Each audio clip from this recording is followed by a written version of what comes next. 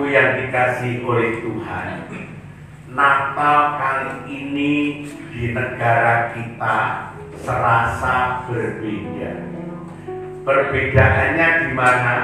Dimulai dari kota Solo, saudara. Kota Solo, wali kotanya memasang lampu-lampu yang gemerlapan, lampu-lampu Natal di sepanjang jalan. Ya, dia pasang. Lalu sesudah itu, tepat kemarin dia hidupkan lampu itu dan dia berkata, nikmatilah. Bapak Ibu Saudara yang dikasihi oleh Tuhan, memang Natal kalau kita perhatikan selalu membawa nuansa ceria. Natal selalu membawa suasana yang gembira. Sebab apa? Sebab di hari raya Natal ini lampu-lampu bertebaran di banyak tempat. Ya, baik di mal maupun di rumah-rumah orang yang merayakannya. Sehingga dengan demikian saudaraku, terangnya lampu, kerlap-kerlipnya lampu menjadikan hati kita ikut bersuka cita. Yang menjadi pertanyaan bagi kita saudara adalah, mengapa Natal punya nuansa yang menggembirakan? Mengapa Natal memberikan suasana yang ceria kepada kita? Apa alasannya? Apa yang mendasarinya? Nah, seringkali pertanyaan ini tidak pernah diunggah dalam diri kita. Kita hanya menikmati, oh Natal, kerlap-kerlip Natal, kerlap-kerlip lampu, dan seterusnya. Akibatnya apa saudaraku? Natal itu hanya kita nikmati di bulan Desember. Ya udah, Desember kita ceria, kita gembira, kita bersukaria. Tetapi setelah lewat Desember saudara, nampaknya kita mulai terpuruk lagi. Nampaknya kita mulai merasa di mana keceriaan Natal. Ya, kerja lagi, usaha lagi. Untuk apa? Untuk membangkitkan kegembiraan dan sukacita. Nah, kalau kita memikirkan saudara, apakah benar kerlap-kerlipnya lampu Natal, suasana yang sukacita, nuansa yang menggembirakan ini hanya ada pada Natal? Maka sebetulnya tidak. Apa yang dimulai oleh Natal menjadi satu awal saudaraku untuk selanjutnya, seterusnya, dan selama kita hidup di dunia. Tetapi bagaimana kita bisa mengerti akan kebenaran ini? Maka yang pertama, kita akan bersama-sama membuka Yohanes pasal yang pertama, ayatnya yang pertama, dan nanti ayatnya yang ke-14. Mari kita bersama-sama melihat Yohanes pasal yang pertama, ayatnya yang pertama, dan ayat yang ke-14. Kalau saudara sudah menemukan, mari kita akan baca lebih dahulu ayat yang pertama. Ya, mari bersama-sama saya kita membaca bersama-sama 3, 4. Pada mulanya adalah firman. Firman itu bersama-sama dengan Allah, dan firman itu adalah Allah. Tolong digarisbawahi, firman itu adalah Allah. Lalu kalau kita bertanya, Allah itu siapa? Jelas saudaraku, kita sudah mengerti dan diberitahu Allah adalah pencipta semesta alam. Allah adalah pribadi yang maha kuasa. Tidak ada yang lebih berkuasa daripada Allah.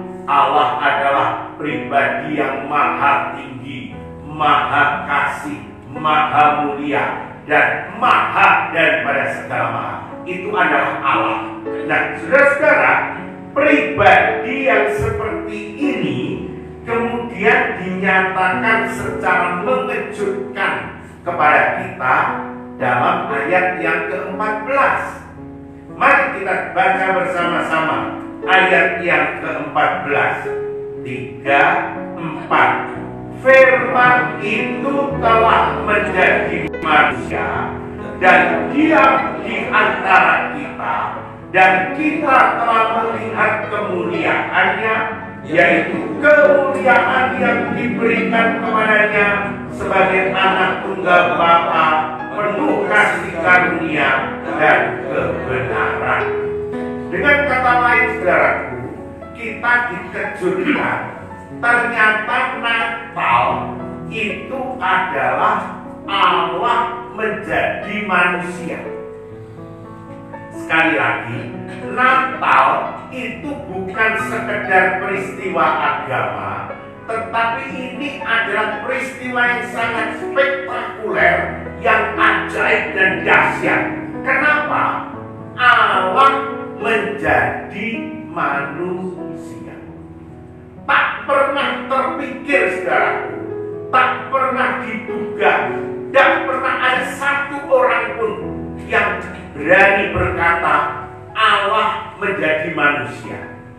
Tetapi secara memberitahu kepada kita, saudara, Allah menjadi manusia di dalam diri siapa? Yesus Kristus. Nah, kemudian kalau kita bertanya, bagaimana aku bisa mengerti Allah yang menjadi manusia ini? Maka kitab suci mengatakan Allah yang menjadi manusia ini diam di antara kita, lalu kita melihat kemuliaannya. Kemuliaan yang diberikan kepada dirinya, kemuliaan yang dipertontonkan oleh dia. Ya, kalau kita mau ambil contoh, kita ambil contoh yang sederhana saja, saudara. Bagaimana mungkin 5 roti dan 2 ikan jadi makanan untuk 5.000 lebih orang? Ya, kan di sana dituliskan 5.000 laki-laki. Berarti tidak ada tulisan wanita dan anak-anak. Sedangkan yang berkumpul di area bukit itu pria, wanita, dan anak-anak. Bagaimana mungkin 5 roti 2 ikan menjadi segitu banyak? Lalu peristiwa itu bukan hanya sekali, saudara. Kalau peristiwa itu sekali, mungkin orang berkata, ah itu legenda, ah itu mah cuma dongeng, ah itu cuma cerita omong kosong. Tidak, di lain waktu berikutnya Tuhan Yesus membuat lagi, yaitu apa? 7 roti dan beberapa ikan kecil, memberi makan kepada siapa? 4.000 orang laki-laki, tidak termasuk wanita dan anak-anak. Saudara-saudara, 7 roti dan beberapa ikan kecil-kecil. Saya bertanya, pernahkah saudara mengetahui, mendengar berita ada seorang pemuka agama, ada seorang dukun, ada seorang paranormal, ada seorang yang mengatakan dirinya hebat, bisa berbuat seperti itu? 5 roti 2 ikan untuk 5.000 orang. 7 roti dan beberapa ikan kecil untuk 4.000 orang. Pernah saudara mendengar berita seperti itu? Saya pikir kita belum pernah mendengar, ya, kecuali di dalam sejarah kehidupan Yesus Kristus. Nah, bagi kita yang tadi membaca ayat Alkitab tadi, kita gak heran. Lah, yang jadi manusia adalah Allah yang Maha Kuasa, Allah pencipta langit dan bumi, Allah yang melakukan segala sesuatu. Ya, gak heran kalau 5 roti 2 ikan jadi 5.000, 7 roti dan beberapa ikan kecil menjadi 4.000. Nggak heran. Sebab apa? Yang datang adalah yang Maha Kuasa. Nah, sekarang saudara, sesudah kita sampai pada titik ini, lalu muncul tentunya pemikiran. Allah itu kan bukan pengangguran. Amin. Ya, Allah itu kan bukan pribadi yang nganggur, yang ngongkang-ngongkang kaki sambil kipas-kipas menikmati apa itu ciptaannya. Kan Allah bukan seperti itu. Allah adalah pribadi yang aktif. Allah penuh dengan pekerjaan dari pagi, siang, malam. Ya, Allah penuh dengan segala sesuatu yang dikerjakan. Lah, kenapa dia kok mau datang ke dalam dunia? Lah, untuk apa dia hadir di dalam kehidupan umat manusia ini? Maka kalau kita renungkan dalam-dalam, saudaraku, yang pertama, tidak ada kata lain, Allah hadir di tengah-tengah kehidupan umat manusia untuk memberitahu kepada semua manusia, aku ada. Nah, saudara mungkin heran, lah, kan kita memang percaya Allah ada. Tunggu dulu. Siapa bilang ketika kita berkata Allah ada, kita percaya bahwa Allah itu ada? Ini satu pertanyaan yang sangat penting. Contohnya apa? Kitab suci berkata sekarang dalam Titus 1 ayat yang ke-16. Di sana dikatakan apa? Mereka mengaku mengenal Allah, tetapi perbuatan mereka menyangkal iman mereka. Tuh, saudara, ini sesuatu yang mengejutkan. Kita berkata aku mengenal Allah, tapi perbuatan kita membantah pengakuan itu. Nah, contohnya apa, saudara? Orang-orang yang berkata aku beragama, mereka melakukan korupsi, mereka melakukan pencurian, mereka melakukan perzinahan, mereka melakukan hal-hal yang jahat, hal-hal yang tidak baik. Mulut mereka bukan dipakai untuk memuji Tuhan, tetapi dipakai memuji diri sendiri, dipakai untuk mengeluarkan kata-kata yang kotor, fitnah, dan gosip serta yang lain-lain sebagainya. Pertanyaannya, betulkah Anda mengenal Allah?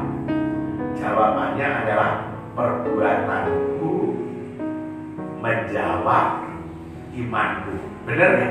Ya, perbuatanku menyangkal imanku.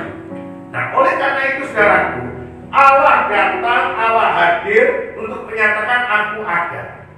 Lalu saja itu untuk apa? Oh, tunggu dulu, saudara. Setelah Allah hadir, Allah datang menyatakan bahwa Dia ada, maka, saudaraku, kitab suci mengatakan Allah dan Kristus Yesus akan menghakimi orang yang hidup dan yang mati. Ada di 2 Timotius pasal 4 ayat 1. Allah dan Yesus Kristus akan menghakimi. Jadi Dia hadir, Dia menyatakan eksistensinya, Dia menyatakan keberadaannya untuk apa? Menghakimi saudara-saudara. Hal ini amat sangat penting untuk kita ketahui, karena seringkali apa? Karena kita sudah terbiasa melakukan hal-hal yang tidak baik, saudara. Lalu apa? Kita merasa Tuhan masih memberkati aku, Tuhan masih melimpahkan kemurahannya pada diriku. Aku sehat, aku kuat, aku bisa kemana-mana, aku bisa. Tunggu dulu, saudara. Itu kemurahan Allah yang membiarkan saudara sehat, punya kemampuan, punya kekuatan, dan punya segala sesuatu. Tetapi jangan keliru. Kitab suci juga berkata bahwa Allah akan membawa semuanya itu ke dalam penghakiman. Bahkan saudara-saudara, yang lebih seru lagi kalau saudara membaca Roma pasal 2 ayat 16. Mari kita lihat apa yang dikatakan di sana. Roma pasal 2 ayat yang ke-16.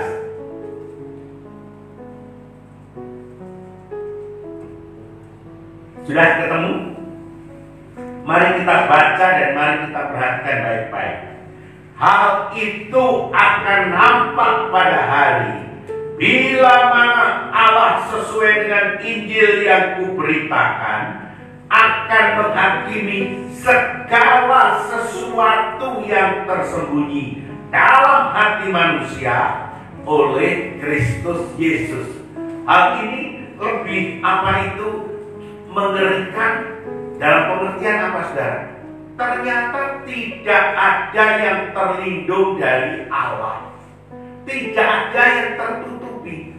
Yang tersembunyi dalam hati manusia. Mungkin itu dendam, saudaraku.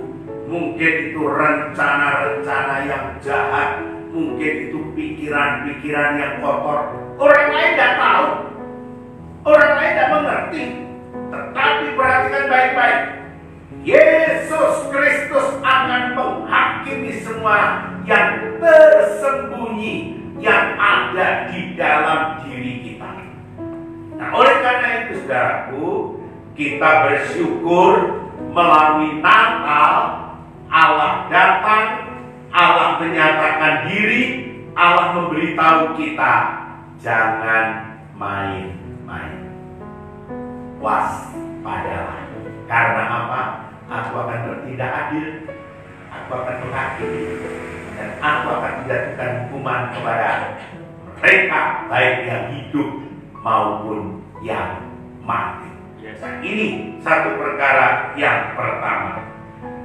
Yang kedua, saudaraku, kedatangan Allah melalui apa yang disebut Natal ini memberikan kepada kita apa? Memberikan kepada kita satu pengertian yang sangat-sangat baik sekali, yaitu melalui apa? Kita lihat di Ibrani pasalnya yang ke-10, saudaraku. Pasalnya yang ke-9, maaf. Ya, Ibrani pasal yang ke-9, ya, ayatnya yang ke-27 dan 28.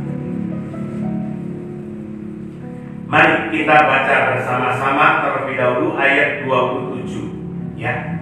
3, 4. Dan sama seperti manusia ditetapkan untuk mati hanya satu kali saja, dan sesudah itu dihakimi. Saudara-saudara, manusia seringkali ketika menghadapi maut, ketika menghadapi kematian, hatinya gelisah, resah, bimbang, dan kadang-kala dia berteriak. Kadang-kadang dia tidak mau menghadapi kenyataan itu.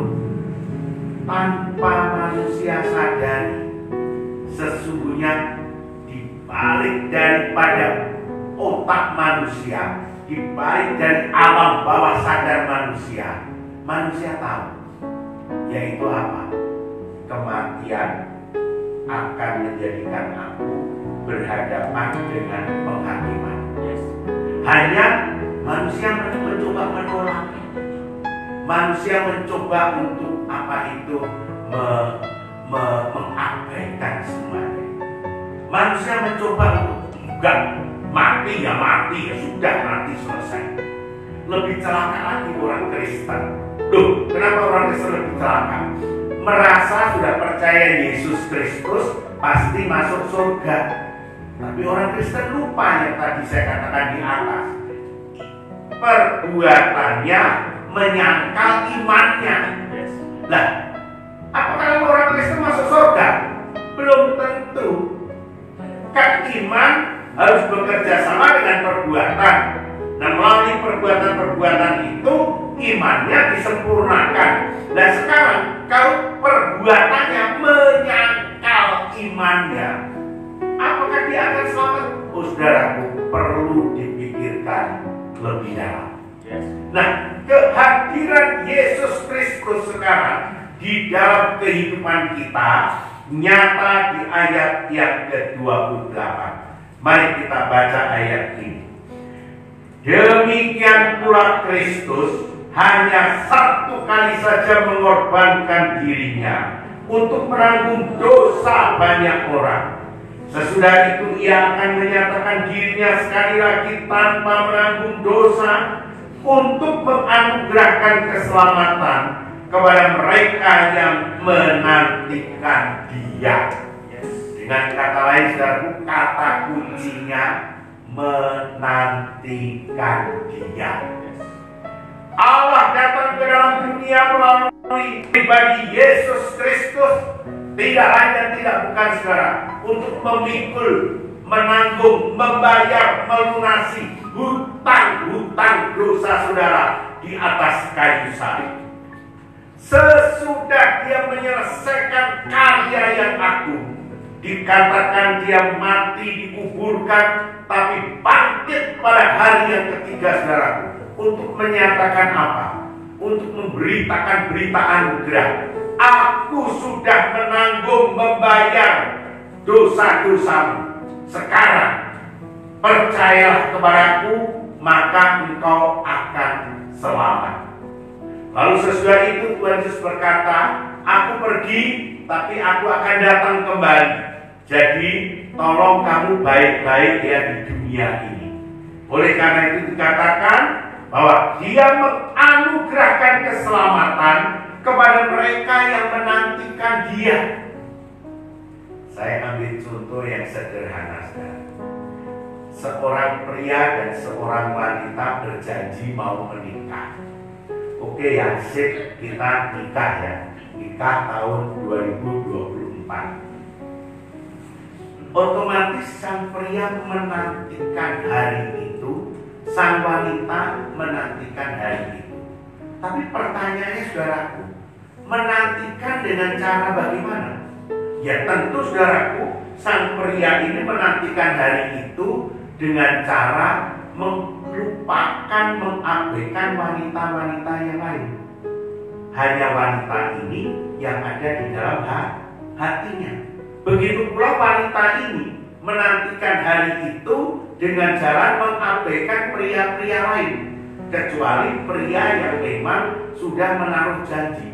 Nah, apa yang terjadi, saudaraku, kalau ternyata pada waktu mereka menantikan hari itu, katakanlah sang pria main gila dengan wanita-wanita yang lain, mumpung masih bujang, lalu diketahui oleh sang wanita ini, apakah dia akan mau menerima pria semacam ini? Saya pikir, saudara, secara normal tidak. Ya, secara normal, secara wajar. Sebaliknya sama, ketika menantikan ini, ternyata sang wanita ini main gila dengan banyak pria-pria yang lain, saudara. Ketika sang pria ini tahu akan wanita ini, mungkinkah dia akan jadi meresmikan pernikahannya dengan wanita ini? Secara normal, secara wajar, kita katakan tidak. Nah, begitu pula, saudara, ketika kita menantikan Dia, aku menantikan anugerah keselamatan, aku menantikan kemuliaan yang disediakan bagi aku menantikan rahmat berkat dari Tuhan untuk masuk ke surga. Tapi kita main gila, saudaraku, dengan apa? Kedagingan kita. Kita mengumbar hawa nafsu, mumpung belum dipanggil pulang, lalu kita lampiaskan hawa nafsu kita sebrono, semau-mau kita. Pertanyaannya, saudaraku, ketika Tuhan Yesus melihat hal itu, apakah Dia akan menyambut kita dengan sukacita? Tentu tidak. Nah, oleh karena itu, ini menjadi peringatan Natal. Allah menjadi manusia memang tujuannya untuk menyelamatkan saudara. Tapi bagi saudara yang mau diselamatkan, mau nggak diselamatkan? Itu pertanyaan. Nah, kalau saudara yang mau diselamatkan sadar akan arti, harga, nilai dari keselamatan yang begitu besar itu, maka otomatis seperti yang dikatakan oleh kitab suci, kuduslah kamu karena aku kudus. Ini satu hal yang benar. Lalu yang ketiga, saudara-saudara, Natal datang, Allah menjadi manusia. Untuk apa lagi?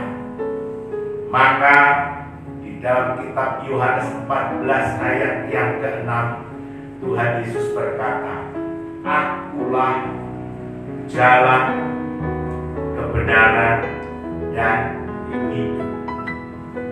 Mari coba kita urai satu-satu. Jalan. Apa bedanya jalan dengan petunjuk jalan? Ya. Kalau saya mengatakan petunjuk jalan itu pasif, tapi kalau jalan itu aktif. Ya, dia menyediakan untuk kita lalui dan lain sebagainya. Tapi kalau petunjuk itu hanya sekedar menunjukkan saja. Kedua, saudara, kalau kita merenung soal jalan, berarti apa, saudara?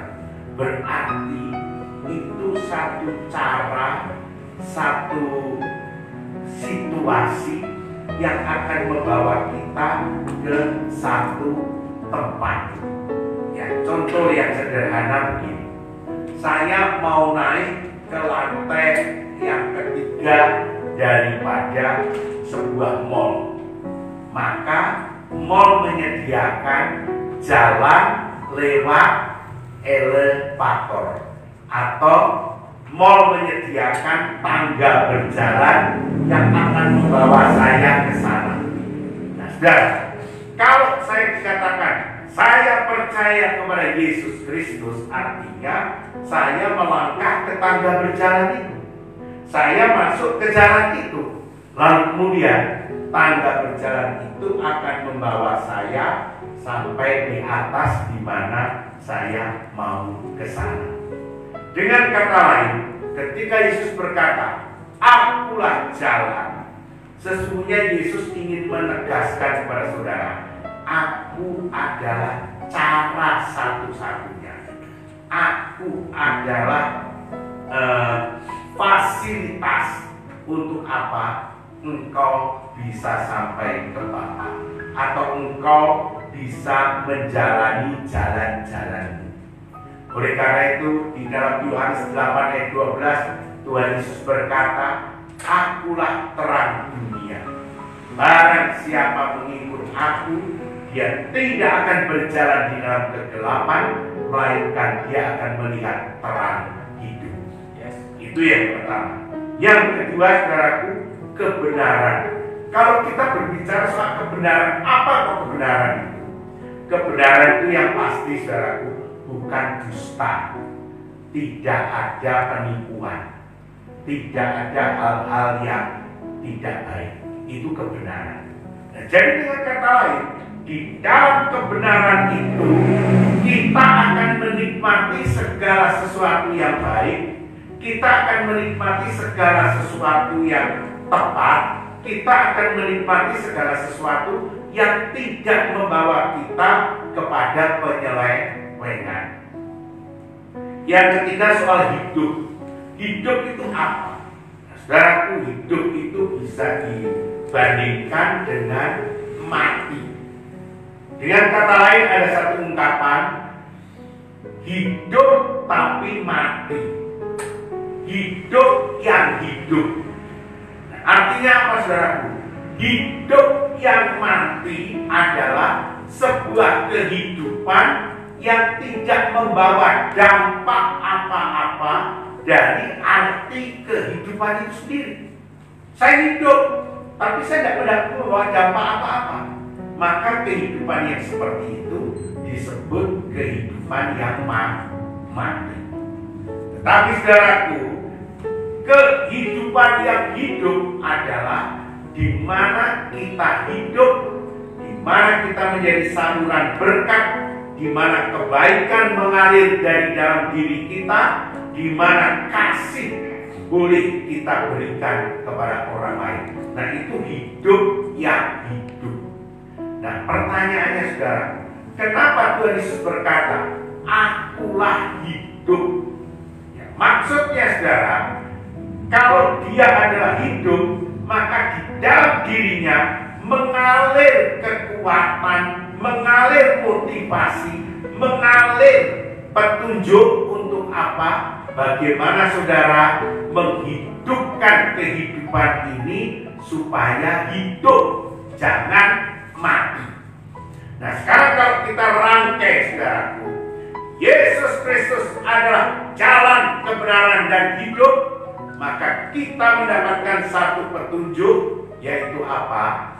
Ketika kita menempatkan Yesus Kristus dalam kehidupan kita, maka kita akan berjalan di dalam kebenaran, dan jalan di dalam kebenaran itu akan menjadikan kehidupan kita hidup.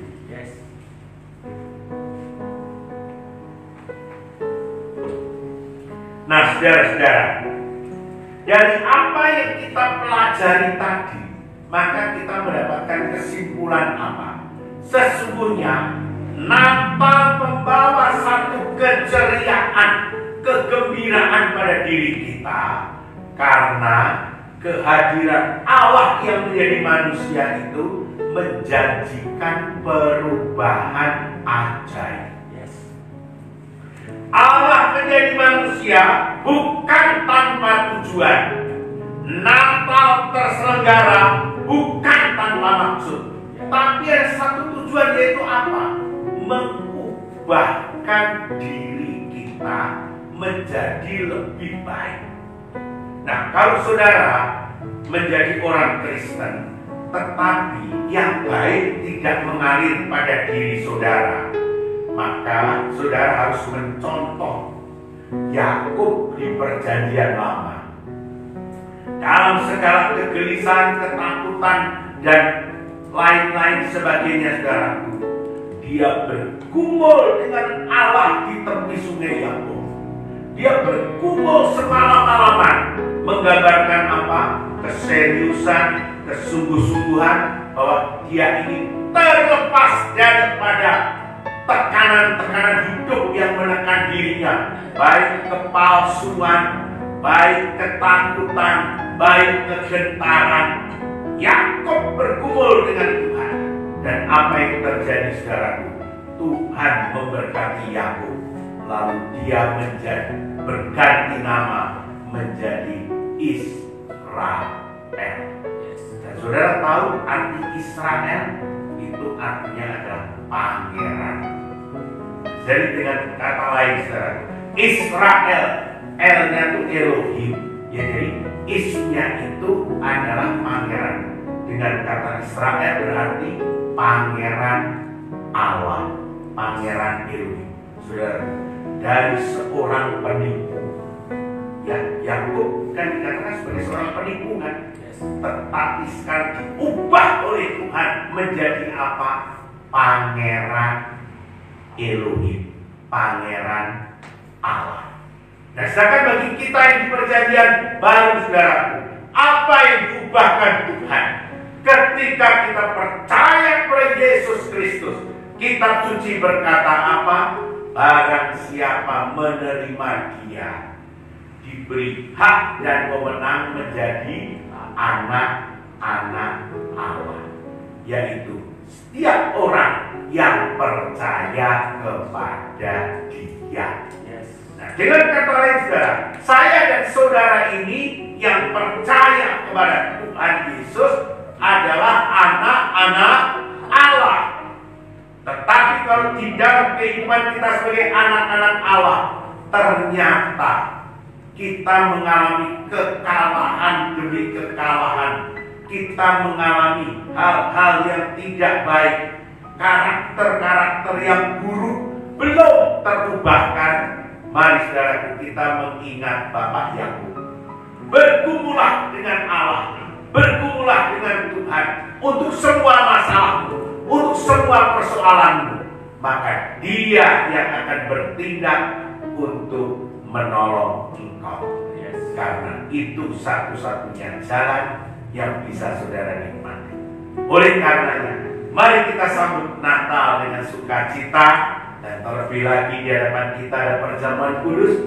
Mari kita sambut perjamuan kudus ini dengan hati yang penuh pengharapan. Dia mengubah saya. Amin. Mari kita berdoa. Tuhan Yesus, terima kasih untuk kebenaran firman-Mu. Tuhan Yesus, terima kasih untuk petunjuk hidup baru yang Kau berikan kepada kami. Tuhan Yesus, terima kasih untuk pimpinan-Mu. Sekarang Tuhan, kami serahkan kehidupan kami ke dalam tangan pengasihan-Mu. Dalam nama Tuhan Yesus, berkatilah kehidupan kami. Haleluya. Amin.